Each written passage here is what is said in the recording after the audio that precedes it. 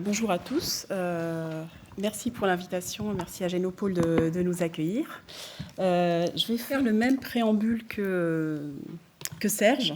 Donc je vais parler beaucoup d'intelligence artificielle et relativement peu de génomique, un petit peu plus que Serge, parce que j'ai un petit passé en génomique avec un séjour de 10 ans à Génopole et à l'Université d'Évry. Mais le domaine a tellement évolué que je vais modestement porter un regard très peu complet là-dessus. Mais je vais essayer aussi de voir avec vous, en fait, quelles sont les forces et les faiblesses, finalement, de cette IA et comment comment ce vaste domaine pourrait être appliqué en génomique. Et c'est d'ailleurs une histoire qui n'est pas récente. Alors, juste pour commencer un peu moins modestement, on attend beaucoup de la génomique. Et donc en particulier sur les grands challenges sociétaux. Donc on attend beaucoup des biologistes en particulier sur la faim dans le monde, sur bien sûr la santé, ça c'est assez logique, tout ce qui est biodiversité, environnement, et puis tout ce qui est écosystème de manière plus générale, bien au-delà des océans, sur Terre, et comment évidemment maîtriser les enjeux climatiques. Et c'est vrai que la génomique, on en attend énormément, et c'est en parallèle aussi un des domaines les plus grands producteurs de données expérimentales. Alors d'un autre côté, on a un vaste domaine qui est l'intelligence artificielle, alors je prends la définition, je pense que Serge sera d'accord avec cette définition, qui est la plus vaste.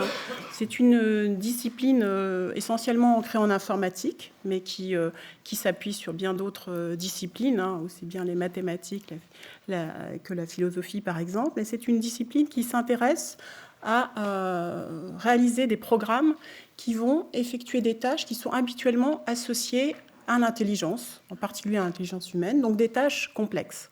Alors parmi ces tâches, souvent, on distingue la capacité à raisonner, la capacité à généraliser, la capacité à expliquer, à planifier, et aussi à apprendre à partir d'exemples.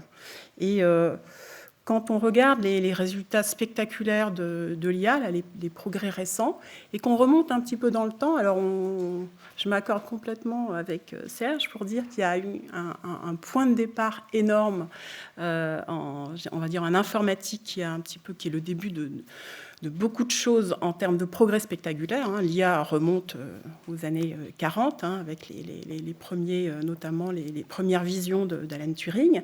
Mais avec Internet et la progression des données du web, avec les réseaux sociaux, les systèmes de recommandation et, bien entendu, les moteurs de recherche, on a commencé à manipuler un grand nombre de données et à s'intéresser à traiter un certain nombre de tâches automatiquement. Donc ça, c'est vraiment le point central. Ça fait démarrer l'existence justement de ces bases de données, cet accès privilégié aux données, ça a fait démarrer toute une recherche sur l'intelligence artificielle à partir des données, donc plutôt une intelligence artificielle numérique qui s'appuie sur un terme que je vais ici appeler apprentissage artificiel et qu'on appelle en anglais machine learning. Alors, ces progrès-là, on les a vus se propager dans des domaines comme la vision par ordinateur, le traitement du langage naturel, tout ce qui est machine listening, donc tout ce qui est reconnaissance de signal audio. Et puis, vous avez vu les progrès fantastiques en résolution de jeux, apprendre à jouer à un jeu de Go. On peut battre en fait un expert humain avec de l'intelligence artificielle. Ces avancées se propagent actuellement dans l'industrie avec tout ce qui est capteur et industrie digitale.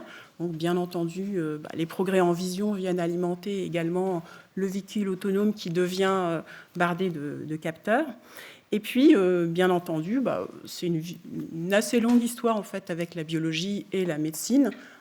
Les progrès en médecine et en biologie sont toujours accompagnés de progrès in silico.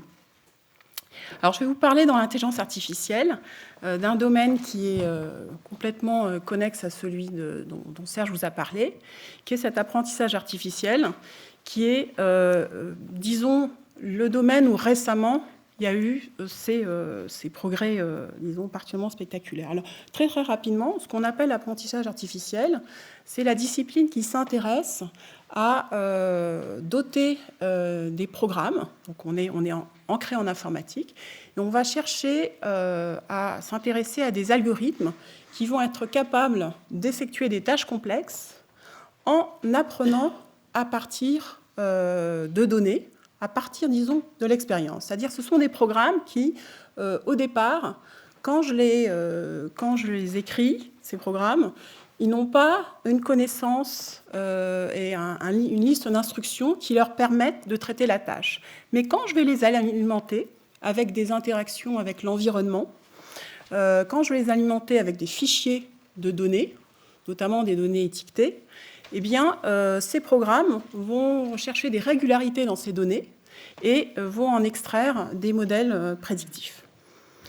Dans cette vision particulière de l'apprentissage, on s'appuie donc plutôt sur les données. Donc on va souvent opposer, même s'il y a des intersections, l'apprentissage artificiel, disons, statistique, l'apprentissage statistique avec l'apprentissage symbolique. L'apprentissage symbolique est extrêmement proche de ce dont a parlé Serge. En apprentissage symbolique, je vais chercher à prouver qu'une donnée vérifie un certain concept. Je vais le faire en simulant le raisonnement logique. En machine learning, on va construire une fonction mathématique, tout à fait comme en statistique inférentielle. On va construire un modèle, et c'est la sortie de ce modèle qui me permettra de faire une prédiction. Alors, le premier point essentiel de ces méthodes, ce sont les données, mais on verra, il n'y a pas que ça, il y a aussi énormément de connaissances cachées qui est un peu partout dans le processus. Alors, les données, typiquement ici, là, je vous ai donné un exemple d'un modèle qui est, on va dire, très à la mode, donc un réseau de neurones, alors qui était aussi à la mode il y a 30 ans, quand je faisais ma thèse.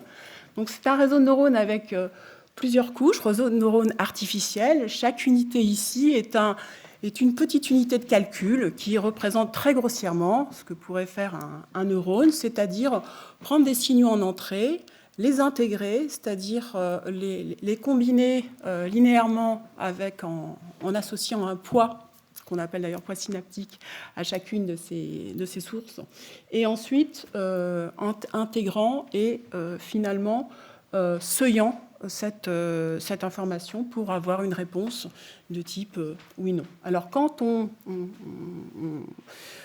amalgame plusieurs couches successivement de neurones formels, de réseaux de niveaux de réseaux formels, on va avoir un réseau complet, et ce réseau va pouvoir faire de la classification. Alors, très schématiquement, quand vous avez un cours de machine learning, il faut toujours mettre des petits chats, parce que bon, ça attire beaucoup. Bon, nous, on va rapidement mettre des séquences d'ADN, de protéiques, mais ici, ce que vous voyez, c'est que j'ai à ma disposition des données qui ont été collectées, en l'occurrence des images, ici des images de chats ou de chiens, donc un problème très simple, classification binaire. J'ai collecté en amont ces images, je les ai étiquetées, et je vais faire une hypothèse énorme. Je vais supposer que ces images suivent une distribution de probabilité qui est la même que celle que les données que je pourrais avoir ensuite en test. Quand mon système sera mis en production, eh bien, les données qui me sont présentées suivront la même distribution de probabilité. Donc, si on admet cette hypothèse-là, qui dans la réalité est parfois évidemment fausse, eh bien, on va utiliser ces données disponibles pour apprendre la relation entre une image qu'on va coder avec ce réseau de neurones et une sortie qui va indiquer présence ou absence d'un objet dans l'image. On va parler donc de détection, de prédiction de classe. Alors, comment ces outils-là et bien d'autres dans ce domaine peuvent nous aider en génomique? Donc, je ne vais pas prétendre ici couvrir toute la génomique. Bon, entre tout ce qui est structure, fonction, évolution des génomes, tout ce qui est post-génomique avec plutôt la fonction régulatrice des gènes et les réseaux d'interaction, entre tout ce qui est la structure du génome et leur caractérisation et puis tout ce qui est métagénomique, avec la présence dans un même échantillon de plusieurs organismes et donc d'un très grand nombre de génomes, effectivement, on a ici une science qui génère des données expérimentales comme tout chercheur en apprentissage artificiel rêverait, puisqu'on a vraiment énormément de données. Donc, comment on peut utiliser, ou comment on utilise déjà l'intelligence artificielle, donc je dirais ici réduite au machine learning, même si c'est un point important, on va voir ça ensemble. Alors, je vais juste montrer une petite figure que j'ai empruntée à un papier très récent dans Nature Genetics, Zhu et collègues. On voit en fait de nombreuses applications qui partent de la structure du chromosome en passant par des fonctions régulatrices, en allant chercher aussi des variants génétiques. Vous allez trouver en ce moment une myriade d'applications dans le domaine. Alors ce que je voudrais voir avec vous, c'est deux grands types d'apprentissage artificiel qui sont l'apprentissage supervisé, très simple, que vous connaissez sans doute bien, en distinguer les points forts et les points faibles, puisque ce sera important en tant que scientifique de voir comment cet outil, qui finalement en quelque sorte prolonge la main ou le stylo du biologiste, comment cet outil peut être utilisé à bon escient avec une bonne connaissance de ses limitations et de ses forces. Et puis, j'ouvrirai un tout petit peu aussi sur la découverte scientifique et comment on peut essayer d'utiliser cette capacité de calcul et cette capacité à explorer de nombreuses hypothèses en utilisant le machine learning peut-être d'une manière un peu différente. Donc voilà, batch learning d'un côté, c'est ce que vous connaissez, que vous voyez chaque jour dans les articles dans Nature, par exemple. Vous avez la seule interaction entre votre programme qui apprend et l'environnement, c'est tout simplement un fichier de données qu'on a collecté. Et c'est ce fichier de données qu'on va appeler données d'apprentissage qui va permettre de calibrer les paramètres de votre modèle que vous allez ensuite utiliser. Donc rien de neuf, vous me direz, ceux qui font de la biostatistique ici font ça depuis assez longtemps. Ce sont les modèles de régression, ce sont les modèles de classification non supervisée. Simplement, on le fait ici à grande échelle avec une variété de modèles et de cadres pour le faire assez riche aujourd'hui. De l'autre côté, vous avez ce qu'on appelle de l'apprentissage en ligne qui préfigure vraiment ce qu'on pourrait rêver de mieux en intelligence artificielle, c'est-à-dire un programme qui n'a pas forcément en sa possession l'information complète, une donnée proprement étiquetée, mais plutôt un programme qui va explorer progressivement par interaction successive avec son environnement, essayer de connaître un petit peu plus Je regarde le maître du temps. Voilà. Donc, on est bien. Voilà. Donc, juste, je voudrais le PDF n'est pas bien passé, mais je voulais juste vous montrer on va soulever le capot ensemble et on va regarder ce que c'est que l'un des deux ingrédients essentiels de l'apprentissage artificiel, qui est l'algorithme d'apprentissage. Donc, souvent, en fait, dans le grand public, vous entendez parler en fait des algorithmes, de la capacité des algorithmes à modifier notre vie. Ce qu'il faut savoir, c'est qu'en intelligence artificielle, quand on l'a réduit à l'apprentissage artificiel, il y a essentiellement deux algorithmes dont on peut parler. Un algorithme d'apprentissage qui est ce fameux algorithme qui calibre les paramètres du modèle à partir des données d'apprentissage. Et puis un algorithme de prédiction, c'est-à-dire une fois que votre modèle est instancié, vous allez l'utiliser pour prédire.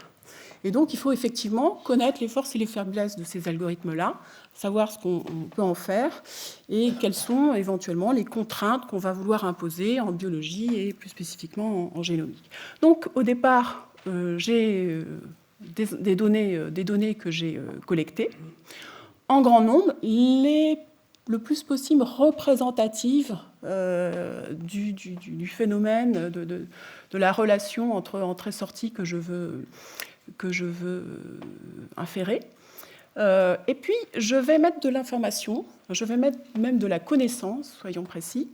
Je vais choisir moi-même une classe de modèles que je pense particulièrement intéressante pour le problème.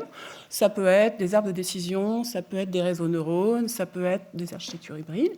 Je vais aussi indiquer exactement à mon algorithme quel est le critère que je veux minimiser. Et ça, j'attire votre attention. Aujourd'hui, dans le domaine de l'apprentissage artificiel, on est essentiellement tiré par un souci de performance, il est possible que demain, on ajoute à cette performance beaucoup d'autres critères, des critères d'explicabilité, des critères de fiabilité.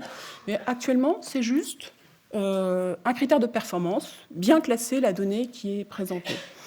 Et puis, un algorithme d'apprentissage, qui est donc à la fois un algorithme qui est une fonction mathématique, qui prend trois types d'entrées, la fonction de coût, la classe de modèle, et puis un ensemble de données. Et puis, cet algorithme, il va être implémenté d'une certaine manière. Il va avoir une certaine complexité en temps. Il va prendre un certain nombre d'opérations pour réaliser son job, et il va vous fournir le modèle. Donc, on voit qu'à chaque niveau, on peut jouer, et je dirais que toute personne qui vous propose un algorithme d'apprentissage doit précisément répondre aux questions qui sont là. Sinon, ce n'est pas reproductible. Donc, il faut s'astreindre à répondre à chacune des questions. Comment mes données ont été collectées? Dans quelles conditions?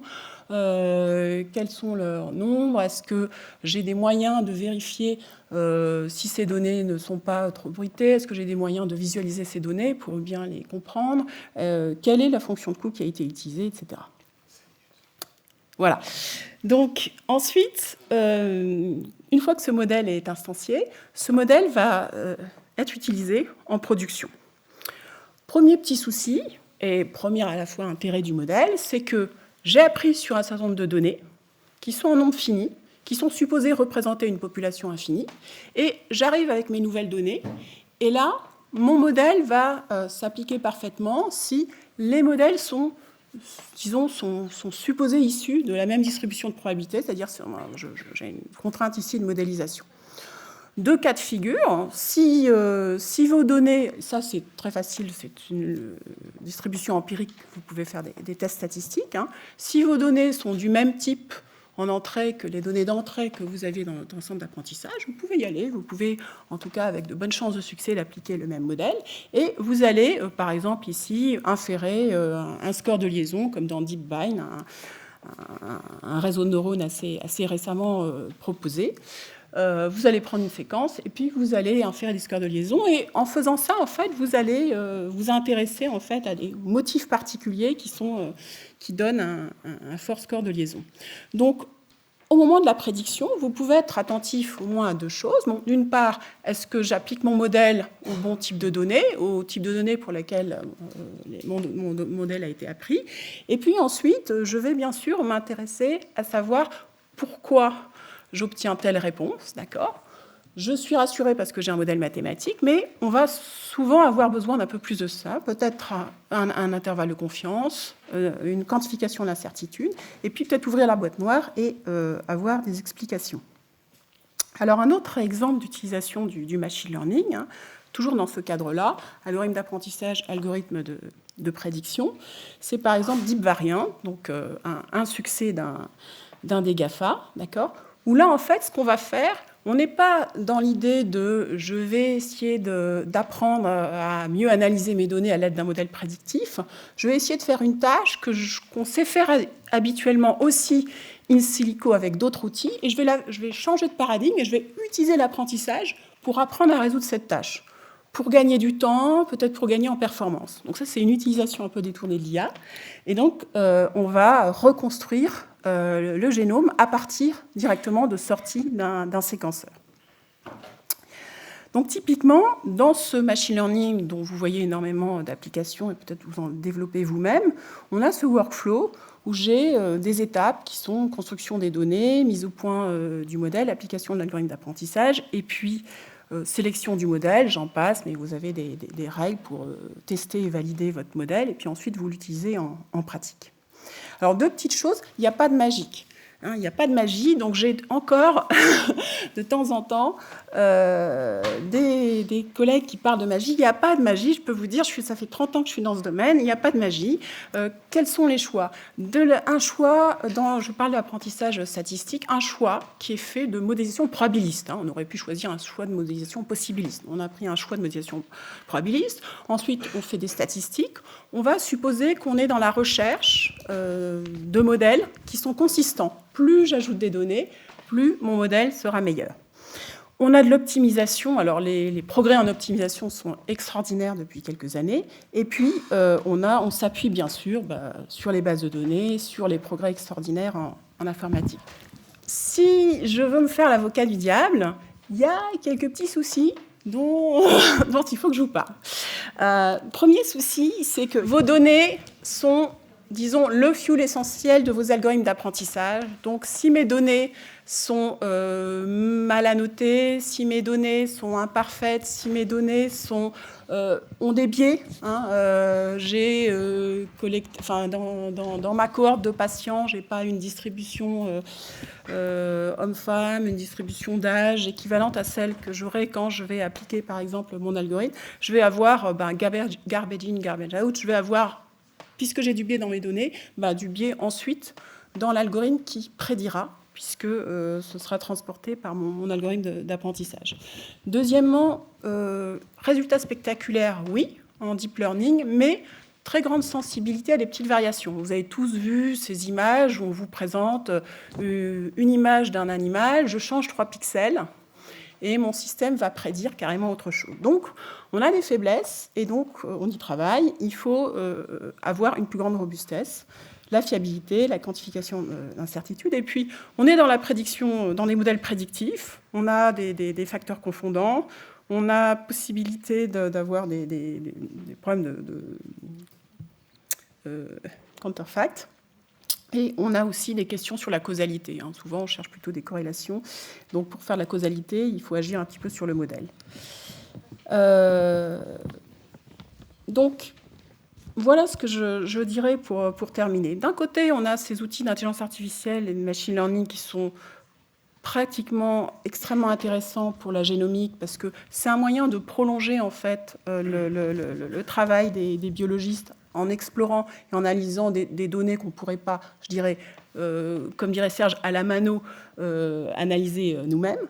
C'est un moyen aussi de croiser en fait des données qui peuvent être physiologiques, génomiques, des données qui peuvent être longitudinales, qui peuvent être de différentes natures dans un même cadre. C'est aussi, et vous le verrez sans doute avec l'exposé de Blaise Anxar, un moyen aussi de combiner la connaissance, au sens où l'entendait Serge Abitboul, et des données expérimentales dans un même cadre. Et puis aussi, peut-être, ça peut être utilisé, au-delà de cet usage dont on a parlé, par exemple, en apprentissage supervisé, ça peut être utilisé, à mon avis, beaucoup plus fortement comme un outil de découverte scientifique, par exemple, pour faire du design expérimental, ou comme Ross King, pour faire une sorte de robot scientifique qui vous aiderait dans votre tâche. Alors, de quelle manière ? C'est une autre façon de voir l'apprentissage, c'est que j'arrête de superviser, d'annoter toutes sortes de données, et par contre, j'inclus en fait ici l'algorithme de machine learning dans un jeu à un joueur. L'algorithme va jouer contre la nature, ou plus exactement votre laboratoire, et on imagine que vous avez des hypothèses à tester. Vous voulez élucider ces hypothèses, et ce que vous allez faire, c'est que vous devez choisir un certain nombre d'expériences. Et vous pouvez vous aider d'un paradigme qui s'appelle l'apprentissage par renforcement, qui permet en fait de progressivement, comme pour AlphaGo, si vous vous rappelez les résultats récents sur le joueur de Go, qui permet en fait d'apprendre à jouer à un jeu, de suggérer des expériences, sachant par exemple qu'on a un budget d'expérience, et on va essayer de se projeter dans un arbre des possibles. Mais comme cet arbre des possibles est supra-exponentiel, on va utiliser des approches stochastiques pour l'explorer, exactement comme dans le jeu de Go, et on va pouvoir utiliser le machine learning dans le processus même de générer des données et donc d'apporter plus d'arguments pour aller étayer des hypothèses. Donc je terminerai par ça. Des données, comme toujours, des données propres, des données éventuellement labellées. Beaucoup de partage de données, c'est le moyen vraiment d'avancer en sciences. Ça pose des défis pas évidents en termes de capacité simplement de mémoire pour ces données, même des problèmes de green computing, effectivement, c'est une science qui vaut assez cher, la science des données. Et puis de l'autre côté, la génomique, elle n'est pas neutre pour les gens qui font de la recherche en IA ou en ML, parce que le retour que vous nous faites en tant que scientifique, ça nous apporte beaucoup. Ça nous permet aussi de mettre nos algorithmes un peu en état de marche avec des critères assez élevés. Par exemple, dans les données, dès qu'on parle de données cliniques... Excusez-moi, il faut qu'on s'arrête. Voilà, pardon. Je suis désolé. Mais... Bon, voilà. Donc, je termine là-dessus. Ok, j'attends les questions. Merci beaucoup. Allez, une petite question. Une question au centre. Bonjour. En fait, moi, j'ai une question par rapport justement à la causalité. Oui. Parce qu'en fait, typiquement en sciences, en biologie, on n'est pas tant intéressé par la prédiction en tant que telle, mais plus par pourquoi. En fait, qu'est-ce qui s'est passé? Et dans ma compréhension, en tout cas aujourd'hui, de tout ce qu'on fait en machine learning, on n'a pas vraiment cette compréhension. Et en fait, je me demandais même si la définition de causalité était définie en fait mathématiquement ou pas. Et voilà. Je ne sais pas si c'est clair comme question. Alors, je pense qu'il y a deux questions en une. Alors, sur la causalité, il y a quand même des travaux récents. Sur le plateau de Saclay, par exemple, il y a les travaux d'Isabelle Huillon. À Berlin, il y a les travaux de Bernard Scholkopf. Donc, en fait, quand on va s'intéresser à la causalité, il va falloir agir sur nos modèles. Par exemple, je peux essayer de prédire Y à partir de X, mais je peux aussi vérifier que peut-être il serait plus facile de prédire X à partir d'Y dans l'autre sens. Et là, je vais pouvoir déterminer la causalité. Par contre, la causalité, on ne peut pas l'obtenir avec un seul modèle sur lequel je n'agis pas. D'accord ? Donc, on est obligé de dépasser en fait ce cadre, d'apprendre un seul modèle. La causalité, il va falloir que j'agisse sur mon modèle et que j'expérimente.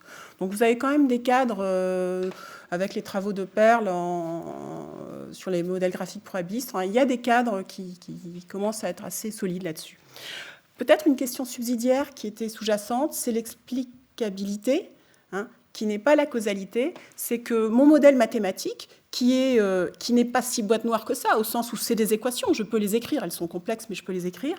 Mais ces équations-là, j'aimerais les traduire, un peu comme dans le précédent exposé, en règles logiques et symboliques, avec des prédicats de haut niveau, pour pouvoir expliquer les choses.